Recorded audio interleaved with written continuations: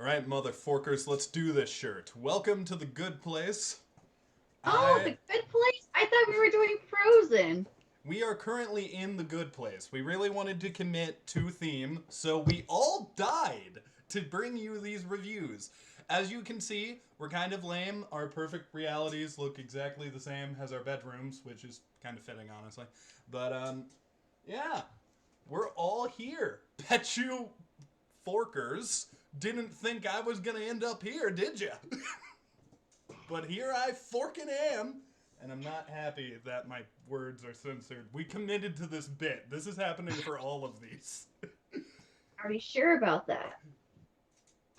Hopefully. I am joined by Sharon Jack. Say hi, guys.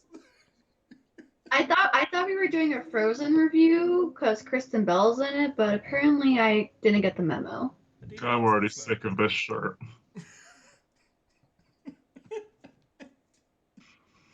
Don't be a bench, Jack. It's gonna be fine. Yeah, that's a little bullshit. You know what? This is actually kind of fun now. I'm having fun with this. This is fun. Well, it's It's a fun for game. me.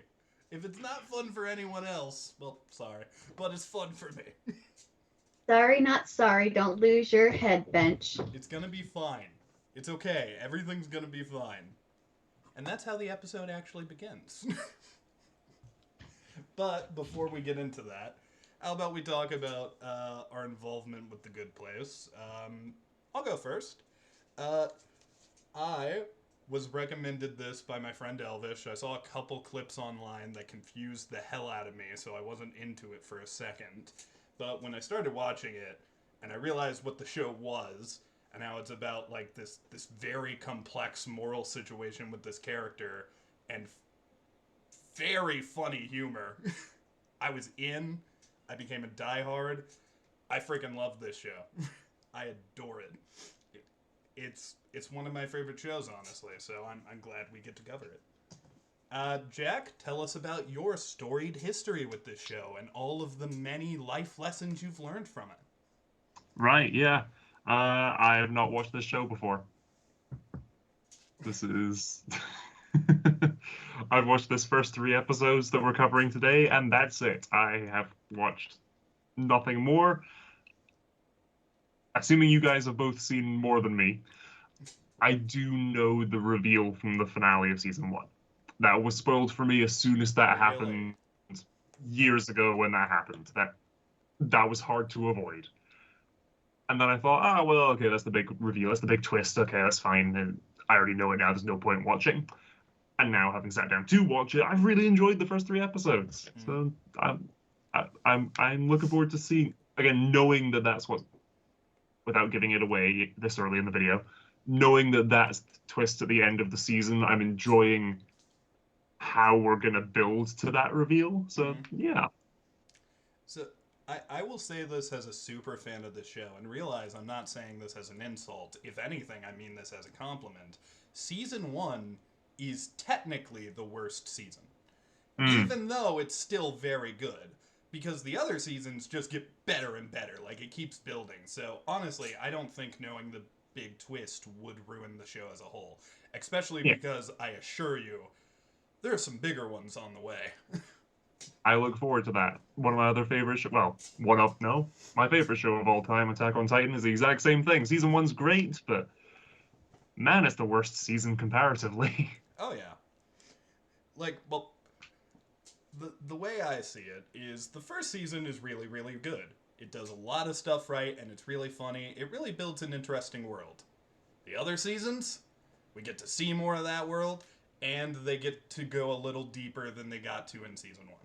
That's all I'll say. No spoilers yet, because we're going to get there. Cher, what is your involvement with the show? And do you agree with me that season one is not as good as season two?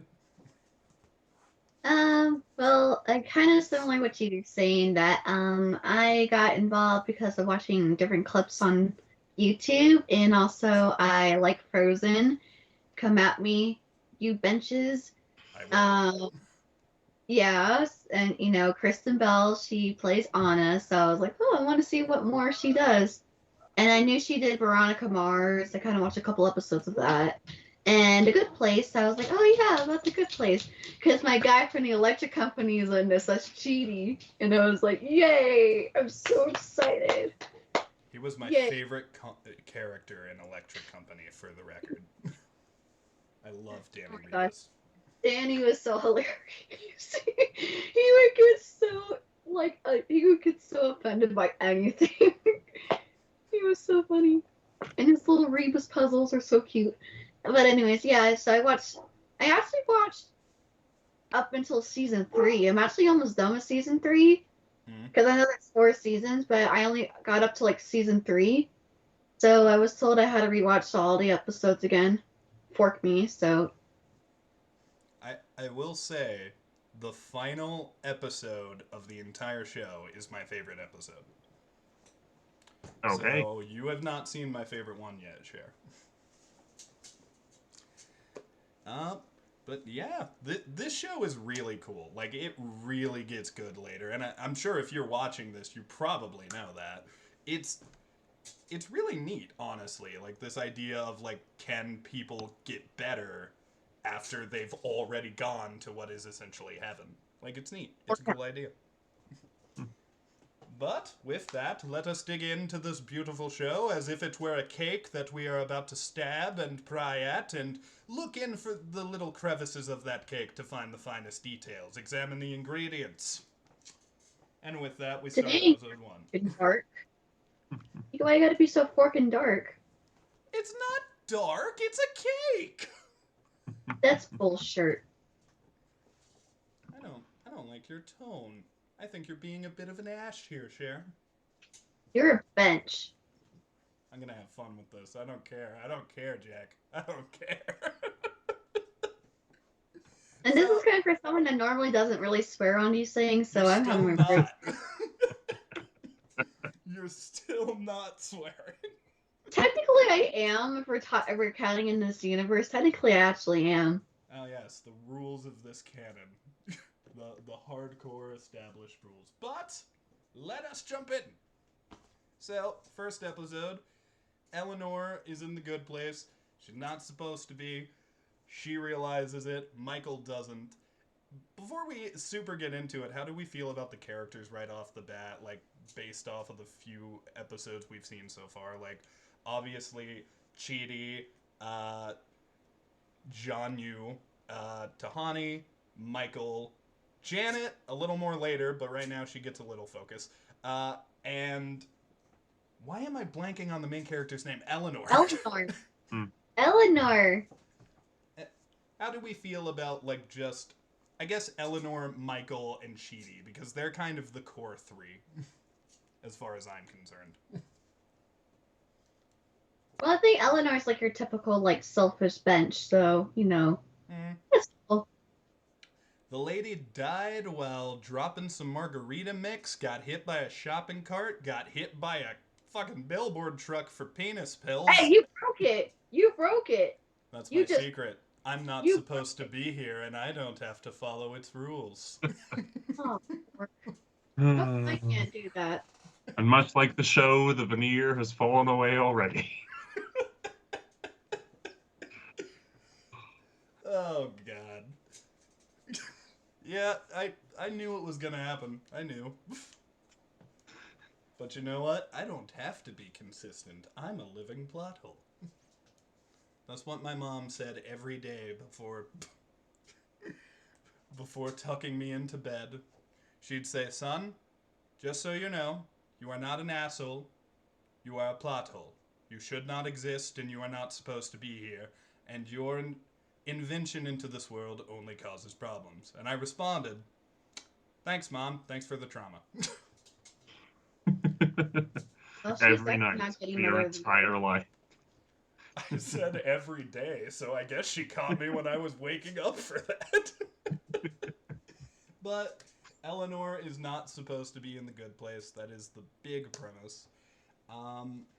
And essentially the first episode is mostly meet Eleanor, learn a little bit about her life. We found out that she worked for a company that essentially ripped off the elderly and sold them insurance they don't need. As someone who was part of telemarketing briefly, and was literally told by his boss, if it's an older person, you can probably get them to buy more. Yeah, that's a real thing. And it does not feel great to work that job, so I like that they comment on that a little bit. Um, the whole thing is Chidi is a moral professor, and he has spent his entire life analyzing ethics and morals. So the big question of essentially these 3 episodes, there's kind of a tiny small arc here, is should Chidi try to help Eleanor? Is that an ethical thing? Or should he instead turn her in? Is that the ethical choice? And honestly, I think from Chidi's point of view, that's an interesting conundrum that they kind of show all of the pros and cons of. Because when Eleanor does bad things in heaven, or does anything that might not be perceived as good, shit goes fucking wild, and shrimp appear in the sky, and giraffes show up, and everyone's wearing striped uniforms now. It gets fucking nuts. And we all Ariana hear Grande's Ariana playing. Grande. Ariana Grande, woo! We'll see her in Wicked, hopefully. You know, Well, in part 1 Defy and part Gravity? 2. Yeah, she's. Oh wait, no, she's not defying gravity, but she is very Well, popular. she's Glenda, yeah. Yeah. But after that happens, the first 2 episodes really kind of blend into each other. Like, they really do feel like 2 halves of a whole. So I'm pretty sure after that, they go back to the apartment. They have a brief powwow, her and Chidi. And they essentially make the choice of, are we going to do this? Are we going to try to make you a better person even after you died? Is that even possible?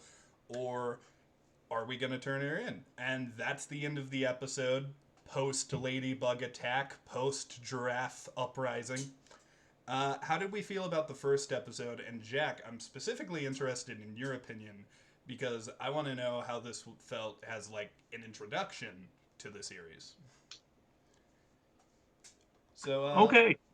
if you want to think about that, Sherry, you can go first. Fork. Episode Yeah. 1. Yeah, usually sometimes I like to watch everything that I watch out loud just so I could get my parents' reaction. My dad was like wondering like what the fork was going on when Janet started playing what hell sounded like the bad place. But the bad place sounded like the bear has 2 mouths. Oh no. And I'm like, I want to know what bears look like with 2 mouths actually now. I'm kind of scared. Don't. You don't want to know. I'm kind of curious though. There's a few horror movies I can recommend you. I don't really like horror movies. Winnie the Pooh, Blood and Honey would be a very different film with 2 mouths. No. And just like Probably with Eleanor, I do not like clowns. For a very specific reason. I mean, the clowns. Oh my god. Like, Chidi even says it where he's like, well, that's terrifying. The fucking door thing. I don't know what madman designed that. But it works so good as a gag. He means forking, but he's allowed to break the rules apparently because he Yes, doesn't belong in it. I assume it was Michael, but yeah. You guys have to protect me from being discovered by the people who run this place, or else I'm forked. I mean, yeah, forked. Let's go with that. Yeah. Mm-hmm. No, but I really liked the episode though. So it was a really nice introduction with the main characters, and had like their little funny moments and stuff. So yeah, that was nice. And she's drunk, and it was funny. So here's the thing. This comes up every now and then in my life, and each time it happens, I have to pay tribute to it because I'm upset. I'm upset with the state of my nation. I'm upset with the state I currently live in, and I am upset that in Hollywood, all of the shrimp is bigger than the shrimp that I can buy from the store. Why is that happening?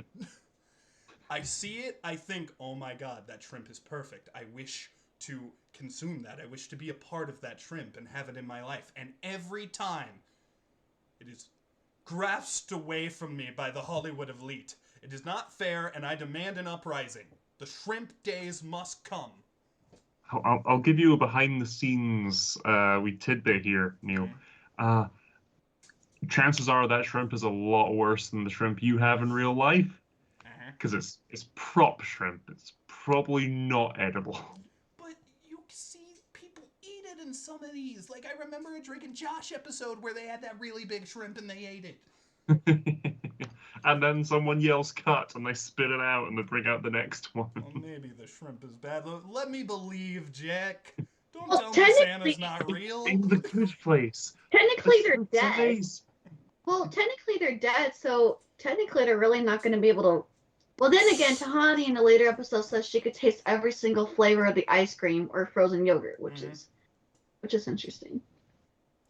Yeah, well, I assume, like, they're dead, but now that they're in the good place, that's like another life. So they're alive by that place's standards, you know?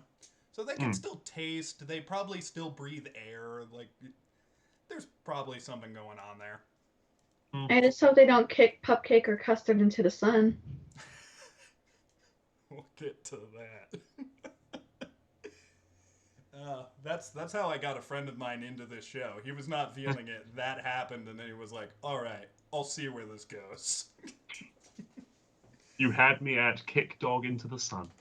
Well, Jack, where did they have you in these first couple episodes? How did you feel about the first epi? Yeah, I like sort of at the beginning the initial setup and explanation of the good place and how it works, and oh, okay. Eleanor's first question, well, one of her first questions, who was right? I think is great. So it's like, and he just rattles off a bunch of religions. Oh, these all got about 5% right, except for this one guy who got really high in Canada a few years ago. He got 92% right. That's right. They have a framed picture of him on the wall because he almost got it. That's great. It's a fun, again, like setup of, oh, okay, there's these different sort of neighborhoods and districts, and they're all set up to be perfect for this group of people that are living there. So I imagine, oh, a few neighborhoods over, there's one that's similar, but is more, say, a Victorian era based one, because that's where the people who died that was their time period. That's what they're used to. That's what their paradise would be like. Only seeing 3 episodes. That's what I assume it's like. It's sort of everywhere's a different spot that's perfect for those people, and that's a good idea. I like that. It's different. And Michael does say it's like, oh, it's not the heaven you think of, but it is the good place compared to the bad place.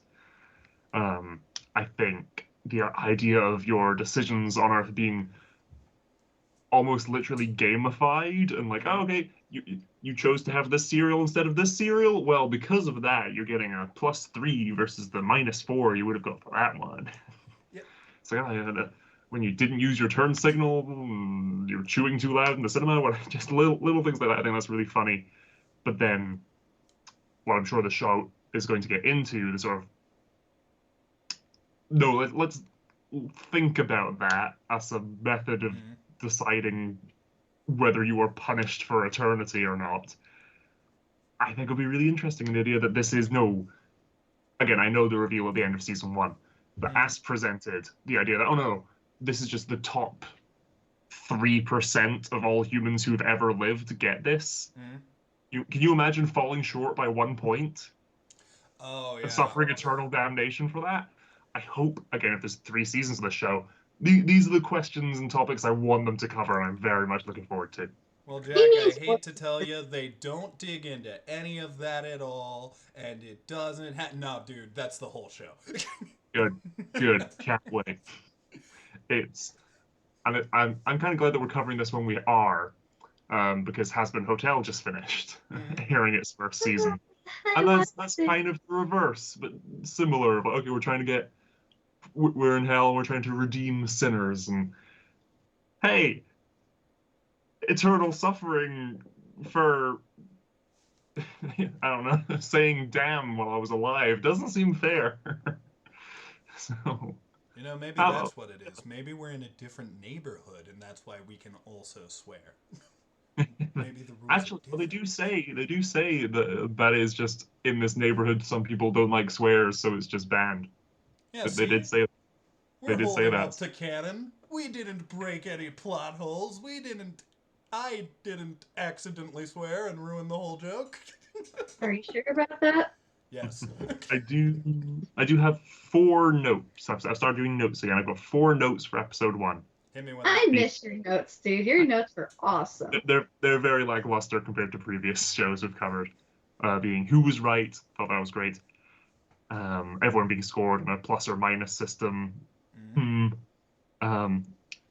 then these 2 others. So this is a question for the Americans in this call. Gotcha.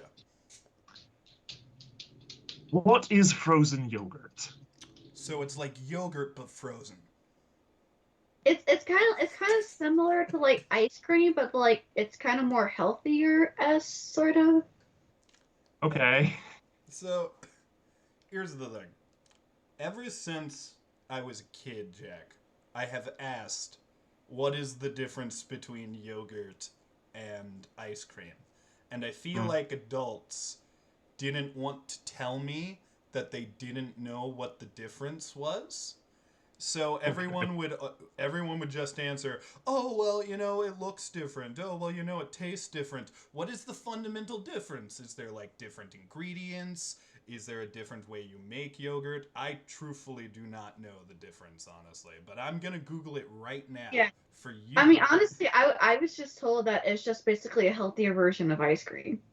I believe that's basically what it is. Difference between yogurt and ice cream. Here we are. Here's the answer. What is the difference between frozen yogurt and ice cream? Both recipes call for dairy and sugar. The dairy in ice cream comes from cream, while frozen yogurt uses cultured milk. The result is that ice cream tends to have a higher fat content, while frozen yogurt contains more sugar to hide its tangier taste. So it's kind of like diet ice cream, essentially. Does it... again, we just straight up don't have this over here, or if it is, it's just like probably called ice cream or something stupid like that. Is it you just get it in tubs and you eat it with a? Is it just the same sort of substance? Oh, there's like a machine where you kind of like pour use the lever to like make like the little swirl thing. Oh, okay. Yeah. Huh. So there are also like yogurt packets, yogurt pouches that are a thing that happen. It's not necessarily in a tub, but you can get a big tub of yogurt. I would say it's like more commodable than ice cream is, because yogurt doesn't necessarily have to be frozen. Like that's an optional thing. Sure. Whereas ice cream, you kind of gotta freeze the fucker. Forker. He means forker.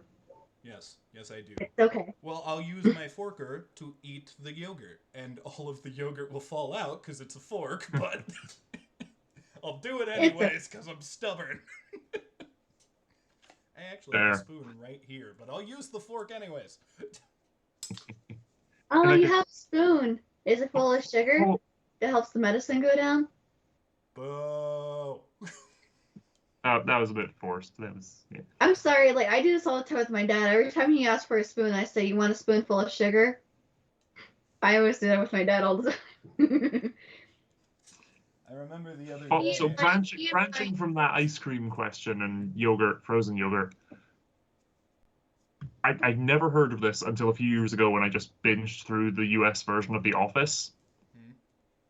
What is an ice cream cake?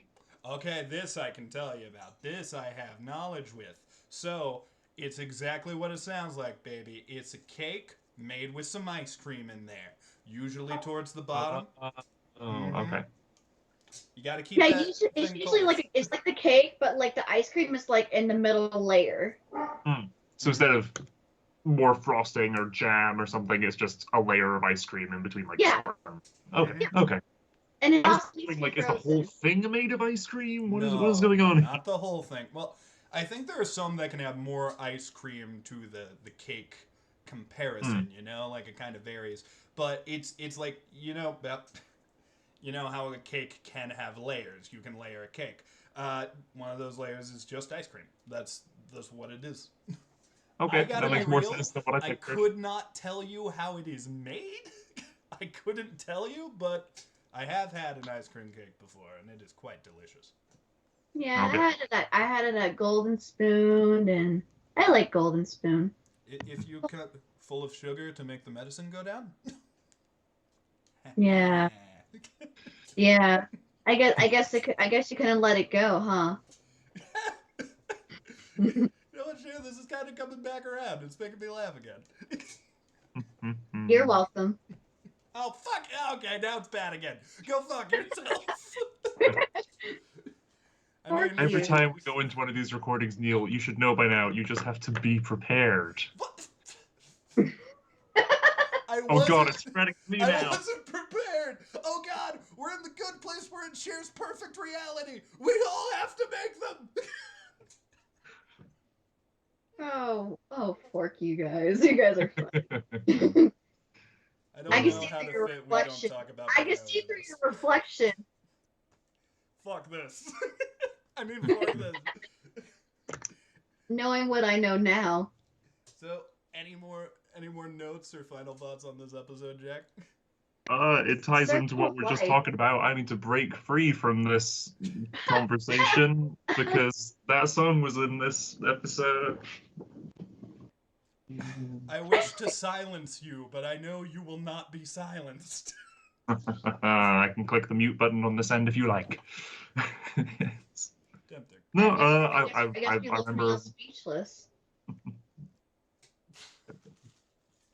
I remember really liking that song when it came out a decade ago. Oh yeah, it literally has been. It has been 10 years. Oh, don't say that! Don't say that! I assume that song was contemporary when the show came out, so that's done a good job it did a good job in like being used in the show to put me back in that time of like, okay, that's when this is like set. Okay, cool. I was like in 8th grade going into 9th grade. Oh my god. That blows my mind. I hate that. So, I thought with this episode, it was pretty fucking neat. I'm trying to think if we're in my perfect reality, there's got to be some swearing. It's not Neil's perfect reality unless there's a little, so maybe I'm breaking the rules a little. Like, I'm fudging them. Okay. But I think that like it's a really good intro because like immediately it sets up the conflict. It sets up what's going on, and I feel like that ending is what grabs people because you realize, oh, this show is going to be really weird, and I'm happy to say they live up to that boast of showing the giraffes and the ladybug stuff. It only gets weirder from here, folks. Like, I don't want to hint at things too much, but, you know what? No, I'm not even going to hint at it. I'm just going to say later on, there's some weird shit, and we will address it when we get there. But sure. Okay. This show is a trip right off the bat, and I really loved it. I think this is a good intro. For my rating for this episode, I'm giving it a solid 9. I think it's a good start. I think it's good, and it gets me right into it and makes me like it. Do I think it's perfect? I'm honestly not real. I don't have a ton of criticisms about it, but I wouldn't say it's like the best thing in the world. It only goes up from here, but in terms of a start and like introducing you to these characters, specifically the 3 we mostly focus on, Chidi, why do I blank on the names when we do this show? Eleanor. Chidi, Eleanor, and Michael. Oh my fucking goodness. Believe it or not, it was Michael I was struggling with that time. I remembered Eleanor. Oh. But, fork. Yeah, they're kind of like, if you ask me, they are the 3 main characters, and Jianyu and Janet and Tahani are also very equally important. Like, there's not a single person in this cast that doesn't get a ton of focus, but I would say, like, in comparison to those 3, they don't get as much plot, if that makes any sense, even though they still get a ton of focus. But not yet, though. I think introducing us to those characters right off the bat, we know that Michael's high-strung, but he's trying to do the right thing. We also know that he's a little goofy. We know that Chidi has no idea what to do about anything and is a nervous wreck in the face of conflict. And we know that Eleanor is just kind of the worst. And honestly, I think that's the best person to be your protagonist if you're going to have a show about morals. Like, start with someone who has absolutely no morals. And then when they're explaining morals to this person, the audience can kind of learn this stuff too. Like, this show is just really smart in terms of its writing. And I really like how they handled this intro. So I'm giving it a 9. I feel like it's a good start. Kind of needs to be paired with the next to feel like a complete narrative, but it's still a good start. What you guys think? Give me your final thoughts. I need them, or I'll die.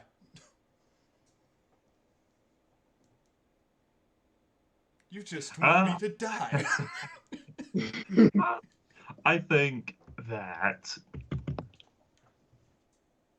knowing what you've said that the show does get better, I'm not going to jump straight to a 9. That's fair. On this. And again, I don't have any like wider context yet. I've only seen the first 3.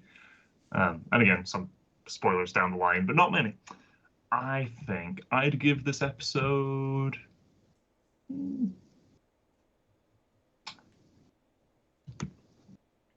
I don't want to say 7. Follow your heart. 7.5 could be argued, but I think it's a high 7.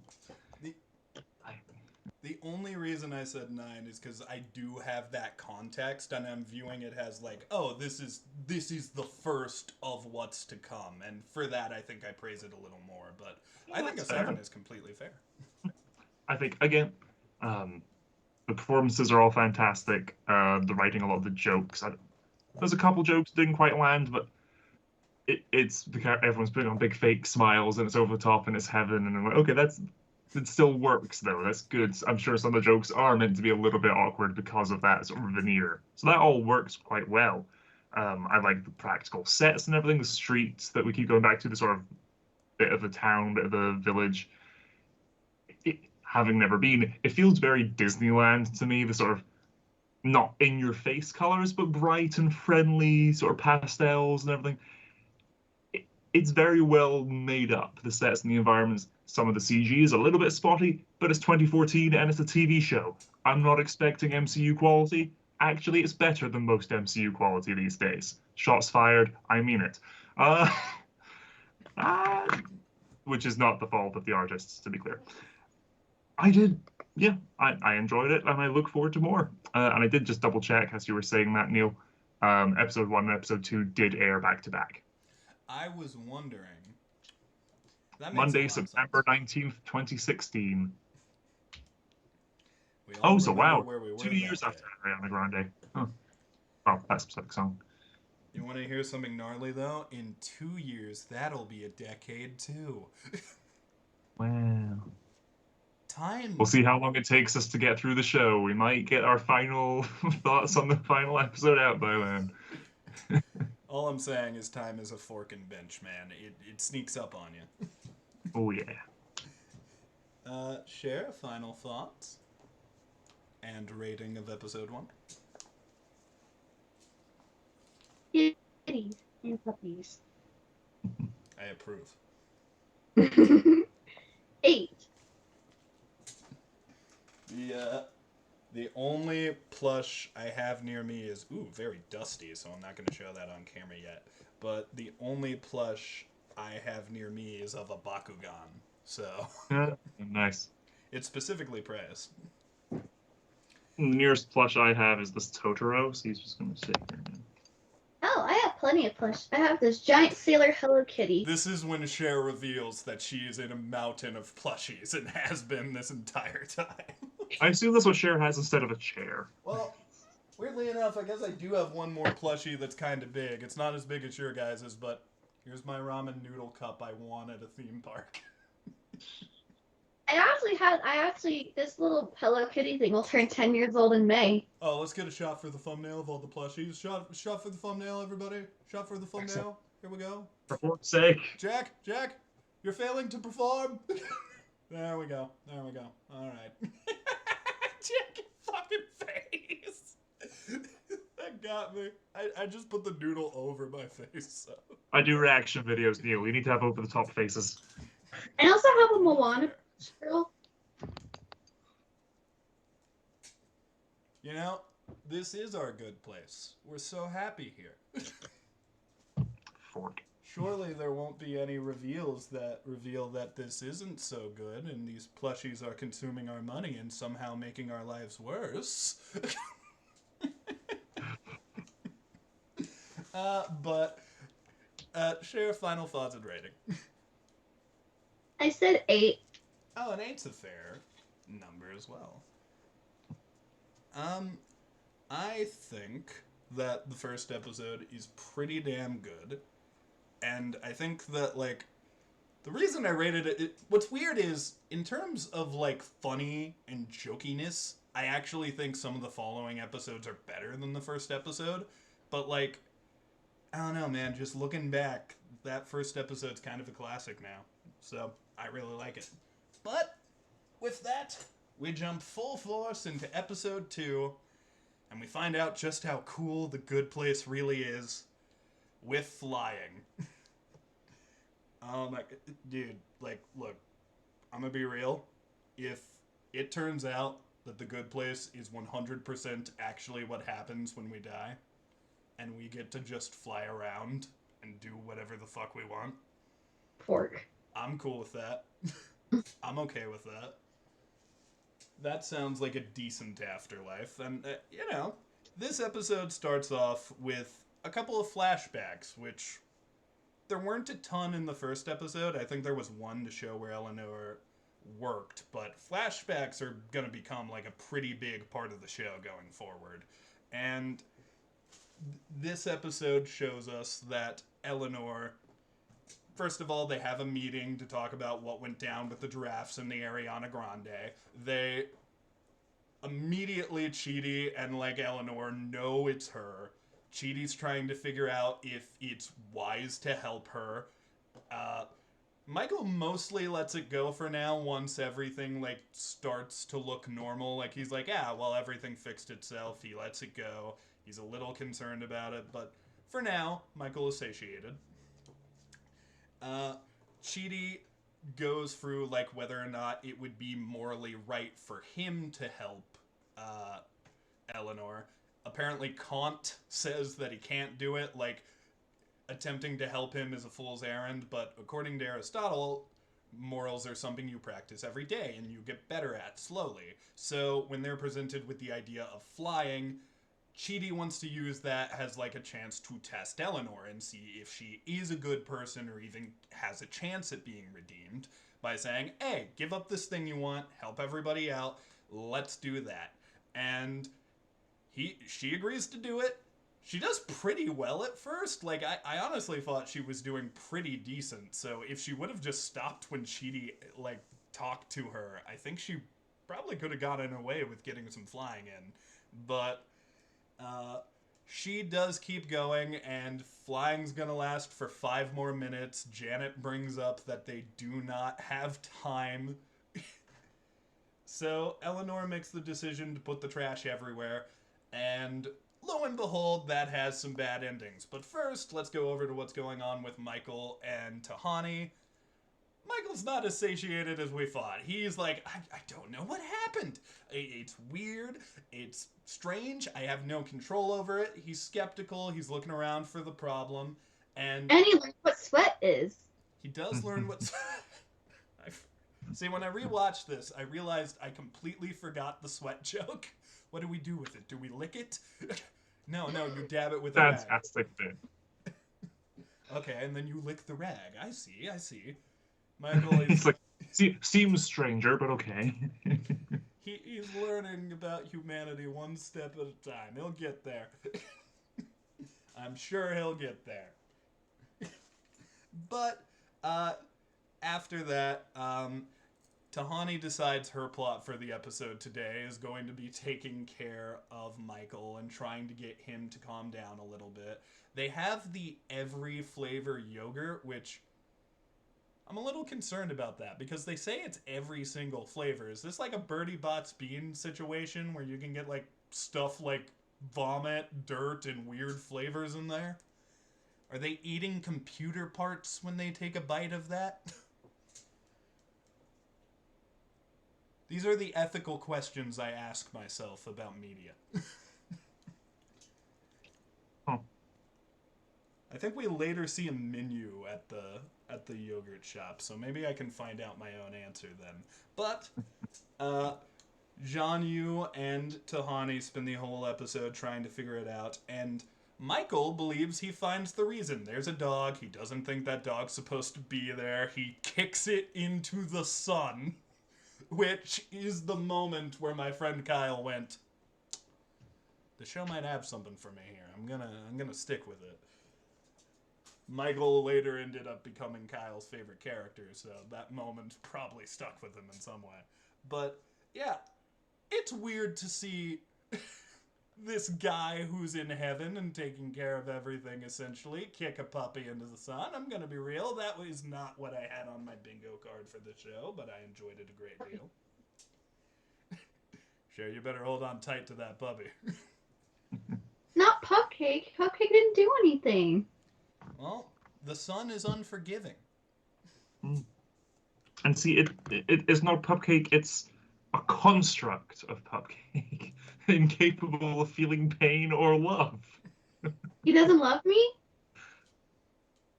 Oh, no, he loves it. He doesn't love you. We He get doesn't- another Pupcake who loves you even more. He doesn't love you. I'll be honest with you, Cher. He's incapable of love.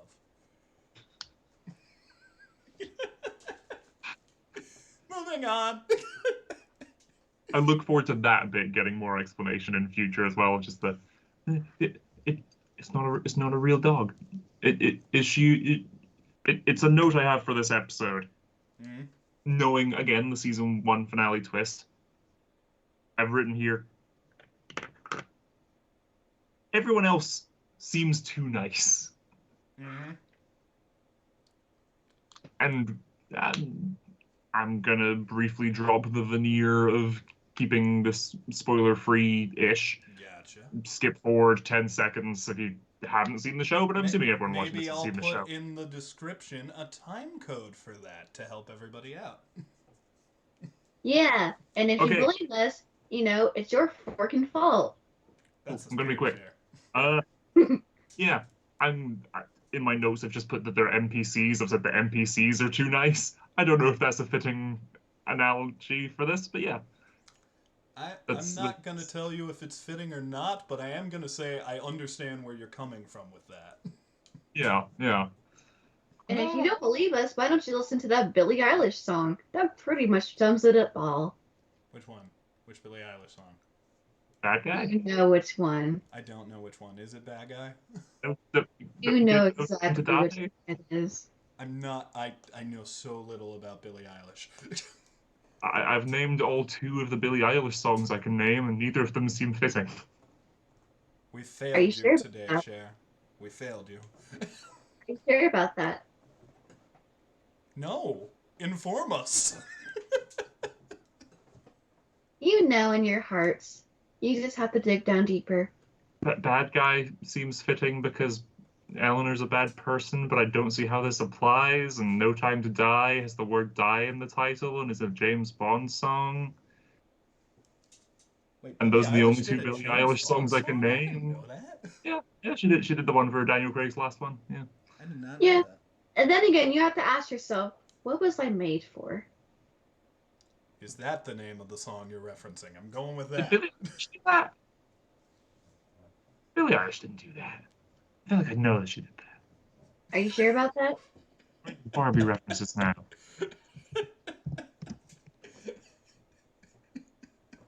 This might be one of my favorite tangents we've ever had on the show. Just disappointing Cher staring at us, hoping we read the Bible of Eilish. Or the Bible I'm of Billie. disappointed in myself.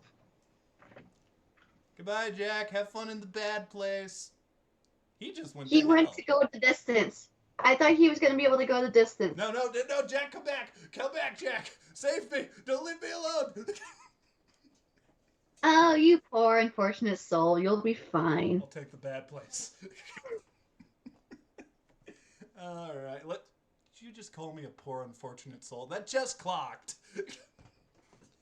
You're one jump ahead, Cher. You're one jump ahead of me. Hey, you never had a friend like me. Oh, fuck you, fuck you. You're so good at this, and that's the worst part. You're doing them so quickly. You're welcome. You son of a bitch. But moving on with the episode, Puppy goes I into told the you how to sun. be prepared. Puppy goes into the sun. Everyone's happy. Well, not that one lady, but everyone else probably happy. But after Michael brings it back, that's when Eleanor has hidden all of the trash, and suddenly it rains from the sky above. And we don't see this on screen, but apparently somebody died by hitting a rotten turkey, and like someone died Or in at least heaven. or at least the turkey like just exploded everywhere, and there's I, They I described forget. it as like gore, flesh, and rotten turkey meat. So like they kind of imply a murder happened, but Yeah, but you guys have seen more of the show than me. But they also show like a dumpster land on those yeah, two really friendly that's guys, what and I'm they're like, saying. "Oh, good thing you can't die." That's what I'm saying. I did notice a small plot hole in the next episode that might come up later down the line, but I won't say what it is because to tell you would be a spoiler. But Okay. maybe that was too. I don't know. It it was weird. It definitely sounded like someone died. But I digress. So after the trash thing happens and it's all ruined, they cancel flying, and later we find out that Michael banished the ability to fly for 1,000 years. You can't Aw, do it anymore. I thought we were. I thought we should go fly a kite somewhere. Yeah. Oh Do you well. enjoy tormenting us? Is that the big twist? Are you a devil here to torture us and we are in the bad place? Wouldn't you like to know, Ben? You know what? I respect that. I respect the mystery. Perhaps we'll unveil this plot later. But, wouldn't that be funny if, like, the last episode of the series, it gets really scripted and it turns out Cher is actually evil and has trapped us here this entire time? We have, like, a budget and everything. That'd be lovely. But they go back to their houses. Uh, Chidi is convinced at this point that Eleanor cannot be helped. He says, "You cannot be saved. You cannot figure this out. I'm trying to help you here, and you keep making the bad choices. I'm done with this." He gives up on her, Deception, and disgrace. She is not one of us. Cher, I'm gonna murder you. Some are already dead, silly. Fuck! My own logic being used against me. This always Oh, happens. you poor unfortunate No, soul. don't say it again! Don't make my Very soul question. unfortunate! Jack is questioning everything. He's like, start a Disney podcast. It'll be fun. Oh, join on. It'll be great. I'm here. Every time we do this, I'm here for it. And this is the thanks I get. Jack has quit like 5 times in this single episode. You need I a haven't He seen wants that to, movie, and he I have no wants to, he intention wants of to hear seeing me it. make this Bring it in, wish. Jack. Give me a I'm gonna, hug. I'm gonna, Give me a I'm hug. gonna make Bring it this in. wish right now. You want to hear me make this wish? No! No, I don't! Okay. Moving forward. Where the fuck was I? Okay, they talk back at the house. Eleanor really disappoints Chidi. Now we're gonna get into the flashback part of this episode. So, this entire time we have seen Eleanor hanging out in real life. This is back when she's alive. And she's hanging out with her friends, and every time it's like, Eleanor, you need to prioritize us, the group, the team. You need to drive us home. And Eleanor will go through these extremes to keep it from happening. She ate so much paper that day. She showed up to the bar early just to ensure that she could get drunk and fuck everybody over. And speaking of fucking, Fork. speaking of Forking. intercourse, she seduces a bartender and she completely blows them off. They're like, Eleanor, if you want to remain part of this team, part of our group, part of our drinking nights, you need to not go bang that very attractive man, and you need to prioritize us. And she can't do it. But that leads to her in the good place realizing she fucked up and feeling bad about it. And she actually goes out and does clean it up. Apparently, she was also going to prank one of the people with trash. So, a little muddy. I do like that Janet was just down to do it, though. Like, that was kind of funny. But, Chidi realizes she has a heart in her. By the way, something I like that they point out is Chidi goes, "Oh, you see that place? That's where I live. You didn't ask, you didn't care, but that's it right there." Like, I don't know why, I just like that little touch. It's a nice little detail. Well, It builds on earlier in the episode when Chidi's like, "Tell me one fact about me." She has nothing. She can't even say his last name. Agonye. But Anaconda. Ariana Grande. A very impressed Chidi decides that he will help Eleanor because, wanting to do good isn't really her thing, but feeling bad about what she did is a start. And I can't remember the ending that happens with Michael. How does the Michael and Tahani plot resolve? I don't really remember that. Does he just tell her he's okay now or something? Yeah, no, Jianyu touched his chest. Oh, yeah. And because Tahani wants him to talk, but, he made a vow for silence. He touched his heart. And you know what? It worked. There is mighty power with Jianyu. But after that, he's okay. He comes back from it. He helps figure out the situation, and now I believe Michael is looking closer into these things going into the future episodes. But I think that's the end of episode 2, so let's go into final thoughts, Jack's sweet notes, and then we'll go into episode 3. So how'd you guys feel about episode 2 of The Good Place? The notes are much more just bullet points for this show at the moment. It's just taking notes of things I especially liked or good jokes. Your notes are still sexy, Jack. They're sexy to me. Episode 2, my notes are just Janet and Michael are great. They're fun characters. I don't quite know what to make. Well, again, the reveal at the end of the season, I know roughly what's on with Michael.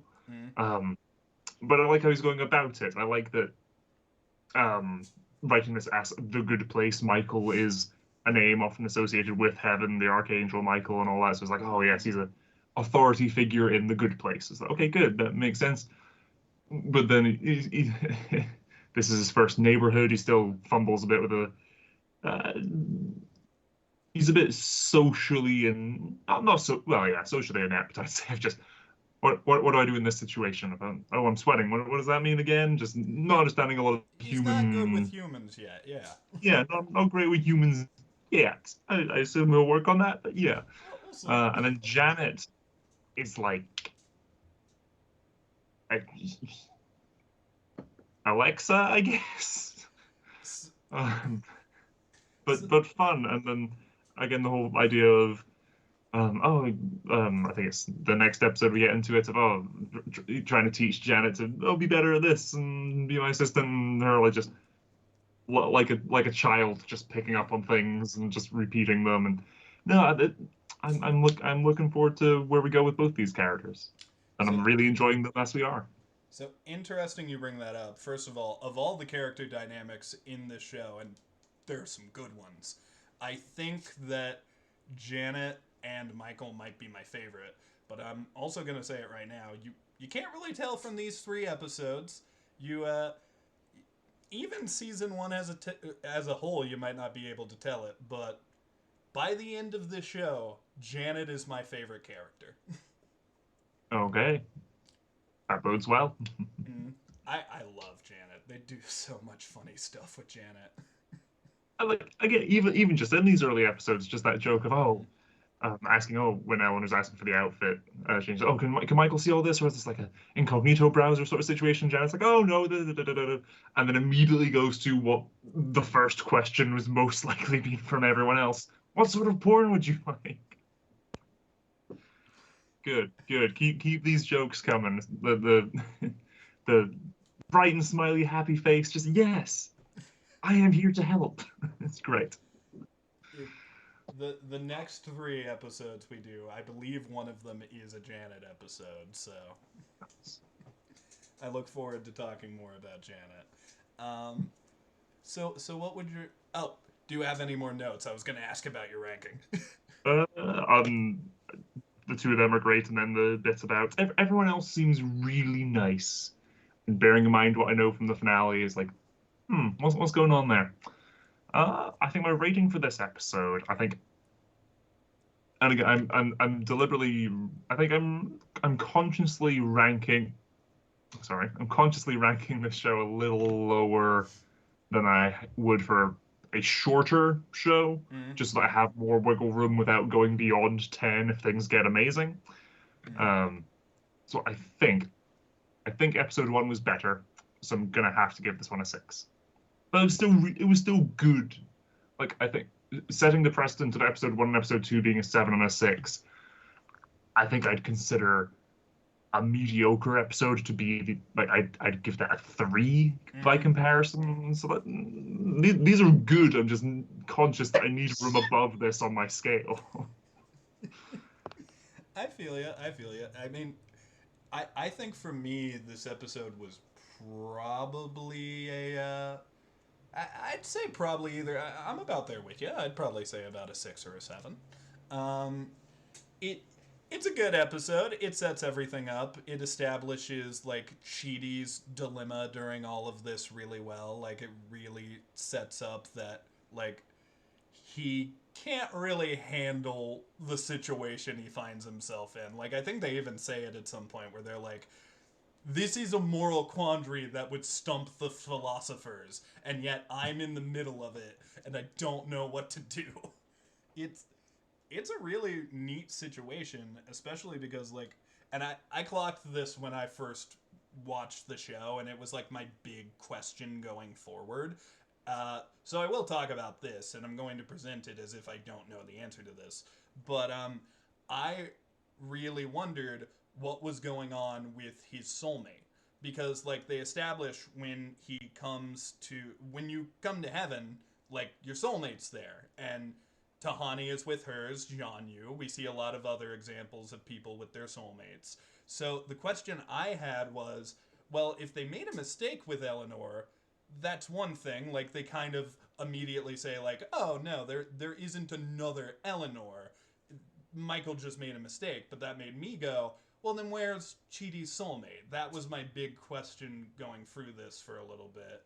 And I think that, like, they kind of touch on Chidi's fears with these things a little bit, too, here and there. Like, he seems a bit morally perplexed. And even if we throw morals to the side, like, it feels like Chidi's kind of bound by his philosophy studies here. Because it seems like he actively doesn't want to do it, like he just wants to chill out and enjoy heaven, but he almost feels like compelled because this situation's here. Why are you giving me those looks, Jack?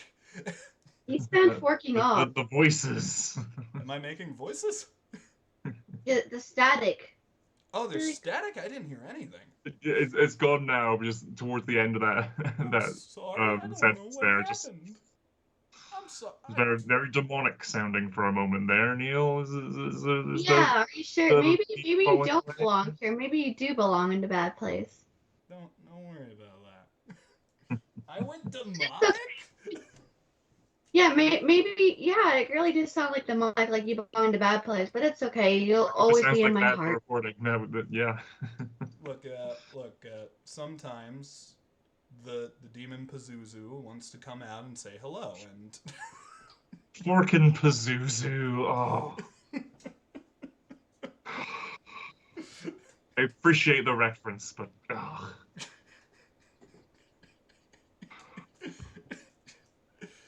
never mind. I'm proud of it now, and I'll give you a small round. Thank you. That was my character arc for this recording. Wow, what a what an intense and trying character arc.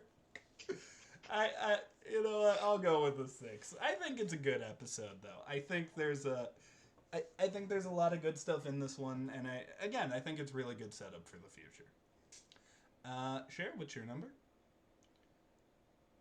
I kind of like the first episode just a teeny bit better, Fair. but yeah, I'll give it a 7. I wish you would have given it another 6. That would have appeased Pazuzu if we all gave it a 6. But moving on, let's jump into the third episode, Okay. which Neil, Neil, even though you might be in the bad place, you'll always be in my heart. you'll be in my heart too, Cher. You know why? Because you're a stranger like me, I guess, and you'll have a friend in me, and all these other things, and I'm gonna go crazy and kill everybody in the good place. I'm definitely not being Well, possessed by a devil. I guess you or finally a demon saw the or light. anything. I'm so glad you finally saw the God light. damn it, Cher! I'm both annoyed and impressed. You really are good at getting these out quickly. Mm. I gotta respect the hustle a little bit there. But, episode 3. In my opinion, of the 3 we watched, this is probably the funniest one for me. And I mostly give that to Chidi and Janet. But, essentially, at the end of last episode, Eleanor got a little note, literally during the credits, that said, "You don't belong here," meaning the secret might be out. And since Tahani shows up and gives her a tree, Eleanor immediately is like, "I don't like Tahani. It might be Tahani. This is rational thought." And Chidi is quick to point out that that's a very irrational thought to have, Eleanor. But Eleanor's going to continue down that path a little bit, and she hangs out with Tahani, where Tahani mentions that I can't remember the exact wording, but she essentially references the line a little bit. Like, she's like, "Oh, I really want to feel like I belong here," or something like that. Make everyone feel like they belong here. So she thought that was Tahani giving her a subtle, hint that she gave her the letter. Again, Tahani has been condescending this entire time, so I do kind of get where Eleanor's coming from. Although, I do think it's a little reckless to her mission. Like, I guess this is showing that, like, oh, it's going to be a real mountain to climb to get Eleanor moral. Because, like, at one point, the tree that she gets, like, every time she gets meaner with Tahani, the tree gets more decrepit. And at one point, it just sets on fire. And you'd think, like, they'd be like, "Dude, come on now." But, like, she gets there eventually. She feels bad for what she did. What exactly did she do? I rewatched the episode just a minute ago, but for some reason, So I what blanked happened was they Taking were ill- going, they were going around like, Yeah, they were talking to making sure everybody in the everything was neighborhood okay. to check in. And then like Eleanor saw Tahani crying because she wants to be with Jianu, and the relationship is a little unconventional. And Jianu, the monk who kept his vow of silence even after death. I think that the interesting thing about Tahani and Eleanor's relationship is they are you're probably sounding the most. demonic. What was that? You're The voice sounding is demonic back. again. Don't worry about that. Why does this happen to me? I hate everything. Am I still a demon? You're No. fine. I'm less Not demon. yet. All right, I'll just trudge through this because I don't want demonic hijinks to happen during this. I'll just run through it. But they do make peace towards the end of the episode where Eleanor discovers she was crying, like Cher said. And the big problem is, John, you took this vow of silence. Tahani's not having a lot of communication. Like, you got to think about how big that house is. You're not talking to somebody in that. It probably feels very empty and very lonely. And Jianyu's the only other person who lives there. I don't think they have any waiting staff or anything, because, it's the good place. Janet does pretty much everything. But they make peace, and it seems like they actually become friends towards the end. And obviously, Eleanor is still pissed at her. Like, she hugs her, and she's like, of course she gives the best hugs. And I will say that, like, at first, it's not that I disliked Tahani, but the name-dropping thing that she does got to me, like, where she'll go like, oh, yes, my Aunt Diana. It doesn't matter what she was the princess of. Like, she name-drops Johnny Depp. She name-drops a ton of them. That eventually becomes a trait I like about her, but at the beginning I was like, I know someone like you in real life. I know someone like you who has had these experiences and must Is it me? always be talking about them. It's not you, Cher. It is someone who shall not be named. Their name was Ralph. Oh. Boner? He was a dog who played the piano. I like how you We both both went very different directions. I was gonna go with a Wreck-It Ralph joke, so we were all gonna go in different directions with that. All Disney though, so all on brand. Yes. You know what? I'm proud of us. Plus Pels United. Good job there, team. Good job. Yay! And Cher, before you make another joke, just let it go. Aw, thanks. This is the things I get. All right. So let us continue because Chidi and Janet have my favorite plot of the episode. Michael just wants Chidi to enjoy himself, which is a conflict worth the entire subplot of an episode. So, first thing is, he decides, hey, why don't you map out the good place? That could be fun. You could look at all these cool landscapes. You could travel. And immediately Chidi's like, nah. What is the first joke they do with Janet? Is she giving she's not giving fun facts. She's acting like a bro. Like, she's calling people dog and stuff. Oh no, I think she uses like colloquial reference. The voices. OMG. Oh.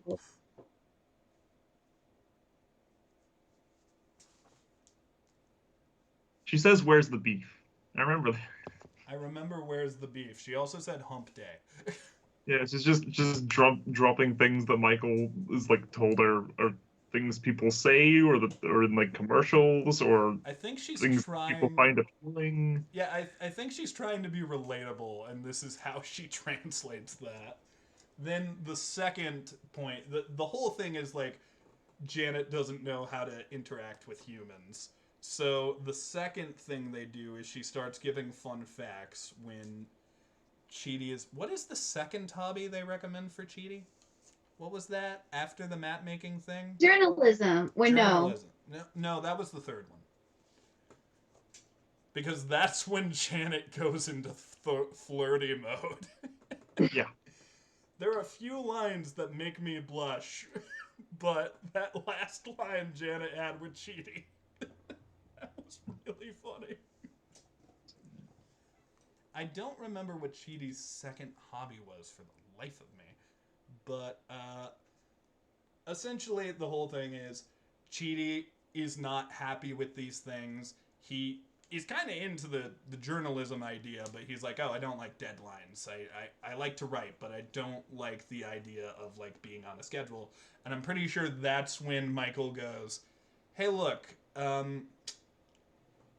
I know you want to just keep writing your philosophy book and keep working on that, but you know, it's several thousands of pages now, and you kind of circle back a bunch, and your info's not that great, and I can read everything in a matter of a couple minutes, and it took me weeks because your shit was so confusing.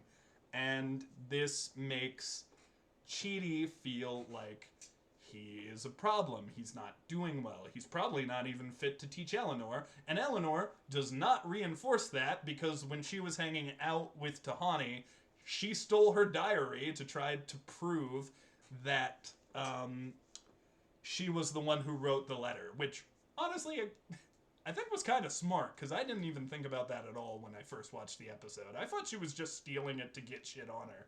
But then she was like, I can compare the writing. And I was like, that's crafty. You're clever, Eleanor. More clever than I took you for. But they have a discussion about it. Chidi even asks her if he's a bad teacher. And he talks about how his book was too long. He got lost in the weeds. Even Michael criticized him. But Eleanor kind of talks her up. And he's like, hey, you wrote a book about one of the most, like, touchy and hard to describe topics in the world, and you wrote this many pages, and you're still writing it. Like, that's kind of incredible. And that gives Chidi the confidence to be like, hey, look, I got lost in the sauce, didn't figure it out, but I loved making the book. Michael, will you read my next one? Will you help me with the next one? And yeah, he agrees in a very funny way. As long as you're down for some very blunt criticism, I am here for it. And I really like the line at the end where after Eleanor has, like, helped appease Tahani, like she comforted her, the tree that's been referenced this whole time, the earlier mentioned tree that bursted into flames, gets really big and it's covered in flowers and it's a really good tree. And Chidi looks at it and says, I think you did a good job. And Eleanor replies, well, I had a really good teacher. And I think that's sweet. It really builds on, like, yeah, Eleanor can be better and she is worth saving. But the big plot twist at the end is Jianyu was the one who left the letter. And Jianyu might not be who we think he is, because he's talking and he says, I'm not supposed to be here too. And that's your big hook for next week's episodes, Jack. I didn't really plan it that way, but that's how it turned out. So yeah, how did we feel about episode 3? Did we like it? Did we hate it? We hated it, didn't we? I liked it. I do think, and again, we're early on. I'm not super attached to any of these characters yet. They're all good. They're all fun. I'm not uber invested yet, though. Mm-hmm. So I think this being the previous episodes was setting up the world, setting up the idea of, okay, we're going to be presented with these heaven scenarios and moral questions of, you can clean or you can do this. That's not what the world's doing. That's what the story's doing. And then we're also going to get these character-focused episodes. I'm like, okay, this is the sort of episodes, these are the sort of stories that this show is going to do. Cool, fun. At the end of this episode, I had it in my head, okay, this is what the show's going to be. I'm here for this. This can be fun. They can do a lot of things. And it must have been a deliberate choice to have the reveal with Jianyu at the end here, because I feel like I'd expect that sort of moment to happen as like a mid-season thing, or like as a build-up to the finale. But instead, they've given us these 3 episodes of like, okay, this is the show. Forget that. This is the show. I'm like, oh, okay, right, okay, I'm back. I'm back. You've got me again. Keeps you on your toes. I was lulled into a false sense of security of thinking I knew structurally what they were doing, and they've bucked that already. So that bodes really well. I mean, this show, look, I'm going to say this, and I realize this is high praise, but I argue by the end of this series, if we cover every episode of The Good Place, we will all agree with what I'm about to say by the end. I think this is one of the most well-written, like, high-caliber shows ever made. Like, I really do. It's so clever, and every time, exactly what you described, Jack. Like, when you start getting comfortable, when you start getting used to the formula, they throw something at you. Like, they're like, okay, well, you know the rules, you understand how it is here. Here's something that goes against the rules. Here's something that's new. Here's something that you may not have seen coming. And I think it's remarkable that they can keep that going and keep upping themselves. Like, there's always another thing. There's always another thing you didn't know that adds to the story. And honestly, I praise the writers of this thing because that had to be hell. Not only did they have to know all of this moral philosophy stuff to include it in the episodes, but also they needed to answer some of these big moral questions, and miraculously, they kind of do by the end. It's a very interesting narrative, and I'm so happy we're covering this. Like, it legitimately is one of my favorite shows. I look forward to hearing what you think when you finish that last episode, Jer. But please continue. I think my only notes for this episode, other than the reveal at the end, we're at episode 3, and again, 3 seasons, plenty of time. I'm sure this opinion will change, but for the here and now, I don't like Tahani. I would not Fair. be. I would not be your friend. I'd keep as big a distance as I can. My God, is she annoying? I'm sure, again, that will change. This is being done deliberately, and they are great at doing it because I hate this person.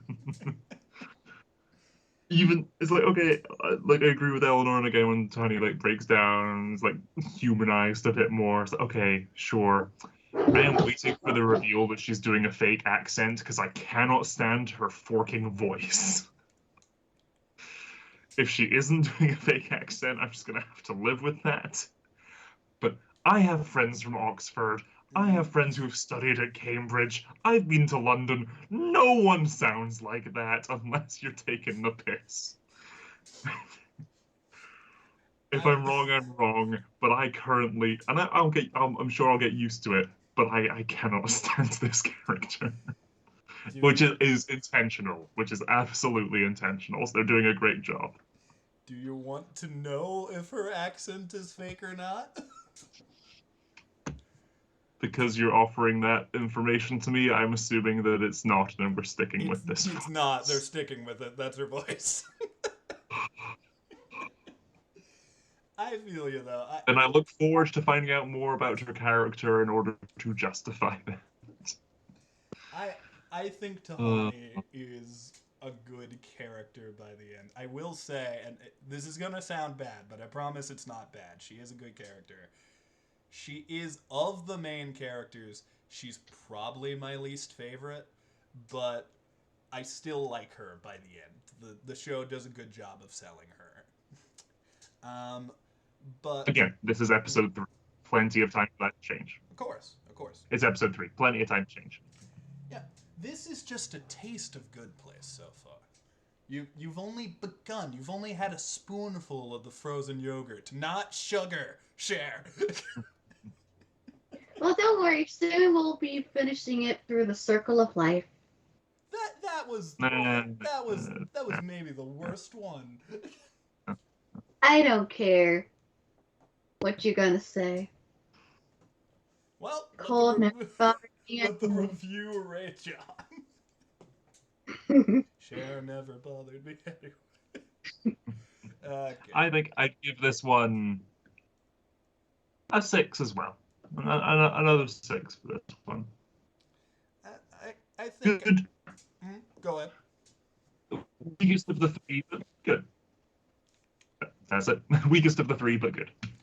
I think I guess some things never change. The humor for me ups it a little. Like, I would say it's a 7.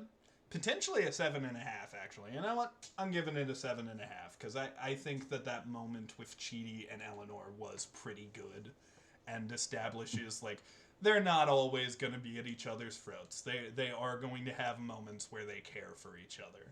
And I really liked it. It dived into the characters a bit more. Plus, we got that ending of Michael has now asked Eleanor to be his assistant and help him figure out what's going on in the town. And I think that was genius from a writing perspective, because now you have these two goals.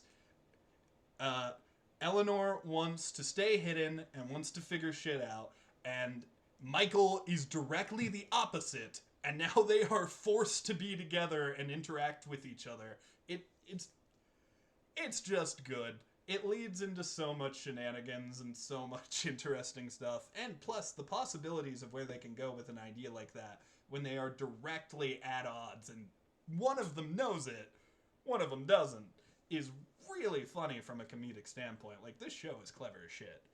But, yeah, I would say early on, this one's a 7.5 for me. I do like the jokes in it a lot.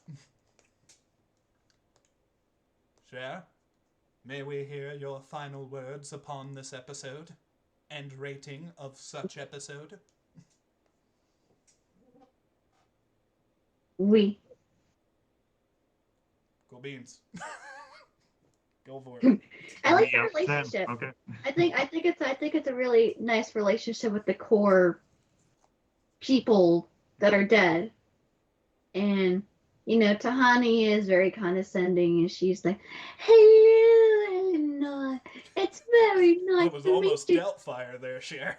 Oh my gosh, it's very nice of you, darling. I really love you. Here's a plant, a tree as a warm home gift for you, darling. And I just really love say darling a lot.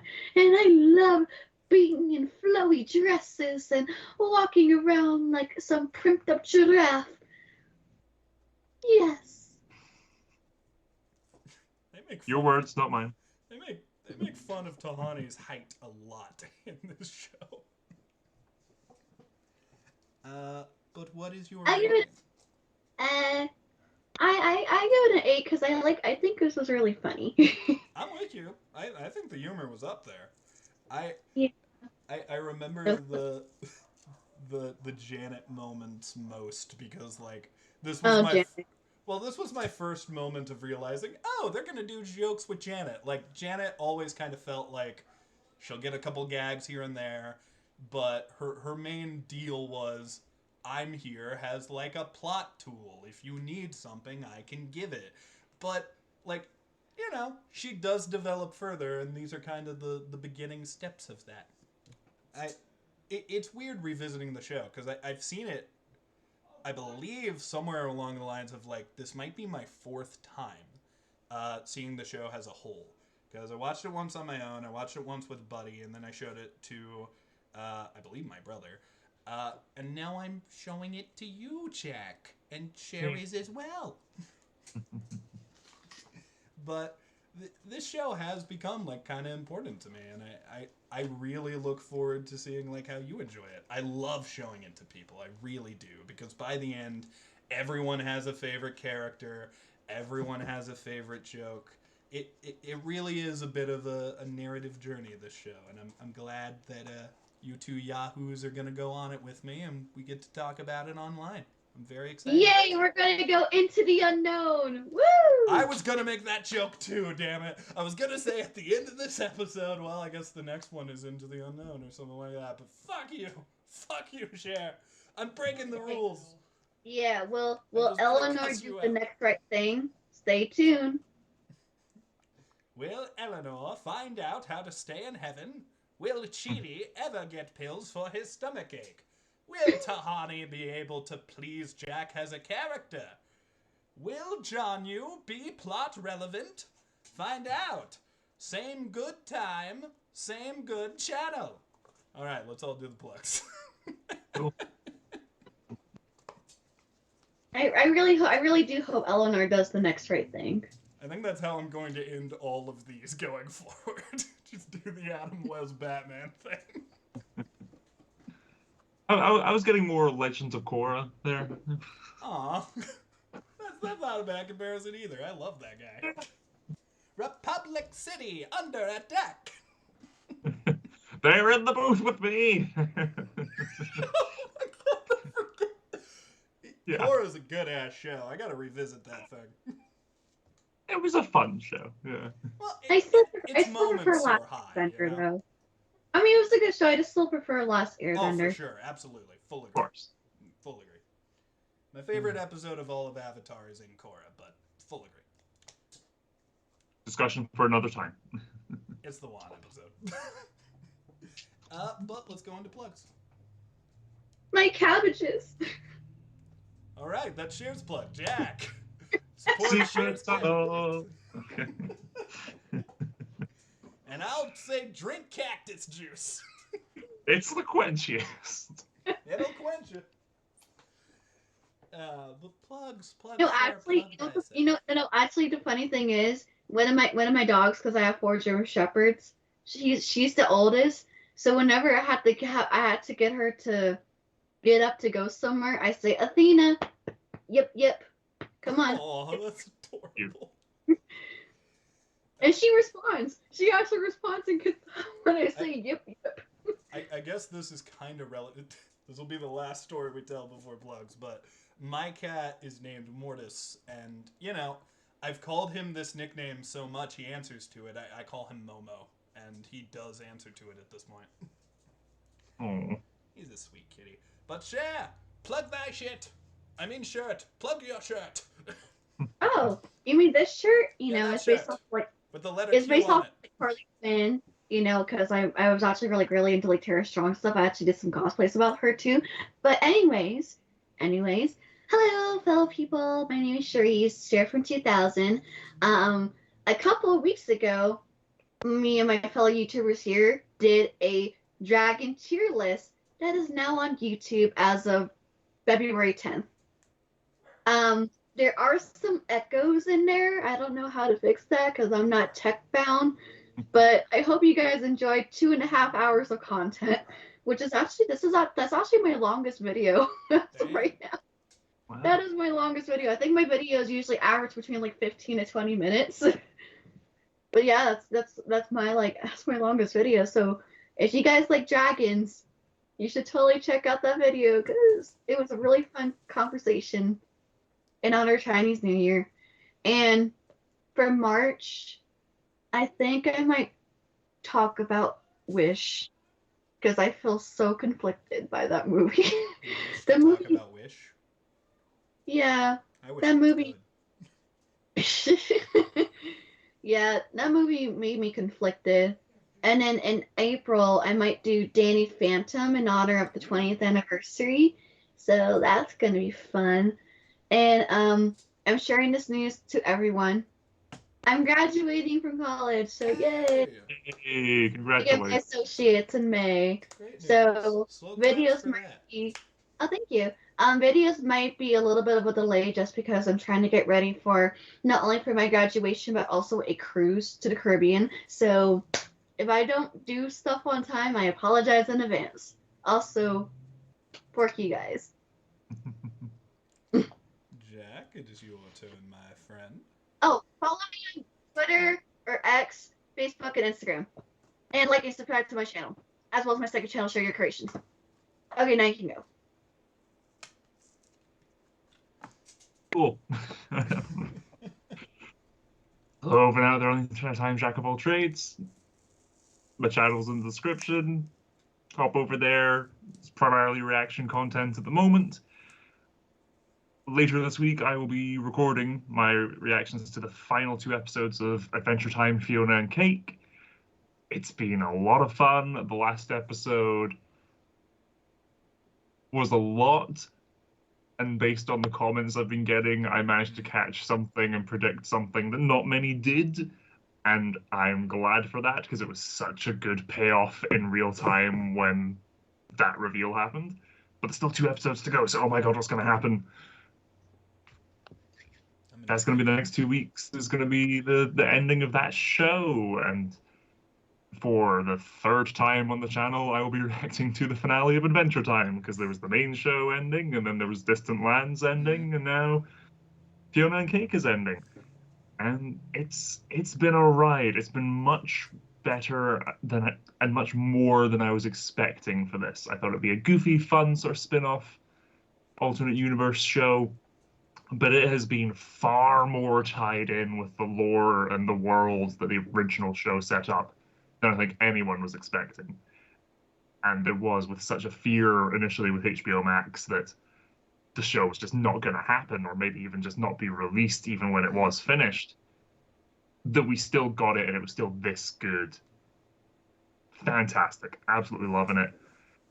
Yeah, I'm looking forward to the next two episodes. I've got a wee prop. I'm like I'll hold this up to like tease things, but no, that's a bit too that's too obvious. Fiona and Cake has been fantastic. Reactions to that coming up in the next 2 weeks for the final two episodes. I'm intrigued based on how you described it. I think I got to check out your reactions. Mm. But hey, welcome. Hi there. I'm Dr. Neiltopus. Hey. This is my channel. We have a backlog of videos that are slowly coming out.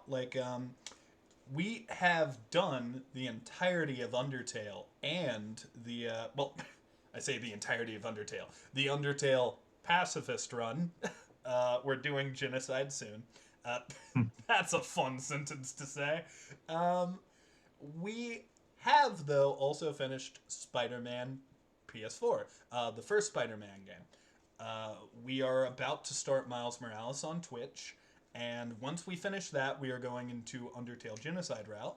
And when we finish that, we are going to take a brief break from our schedule to potentially do Luigi's Mansion, because it is an injustice that Skylar has not played that game, and I will fix it.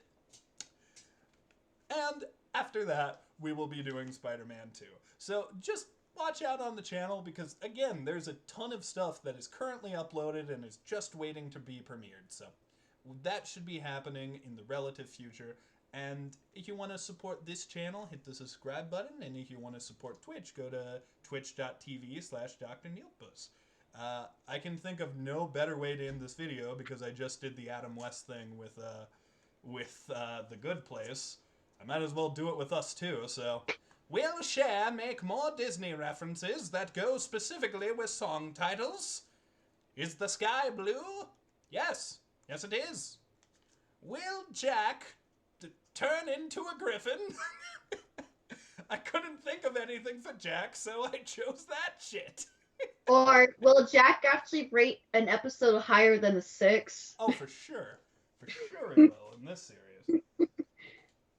Will Neil stop turning into a devil? No. No, he won't. Find out in the next episode of The Good Place Reviews by... Oh, what should we call ourselves for this one? We can't really be the Plus Pals here. This isn't Disney Plus.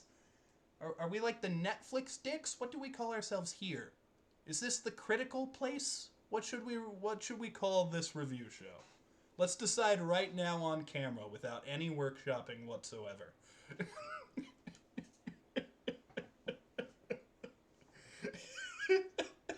Random Netflix with Neil. Netflix with Neil. I mean, maybe. Random 3 McGee's. Blah. No, that's not awful. The nonchalant Oh, no. Netflix. The ghosts are coming. The devils are purring. I assume that's what that car noise was. You know, devils drive cars. We'll find out what this is called in the next episode, ladies and gents. But for now, see ya.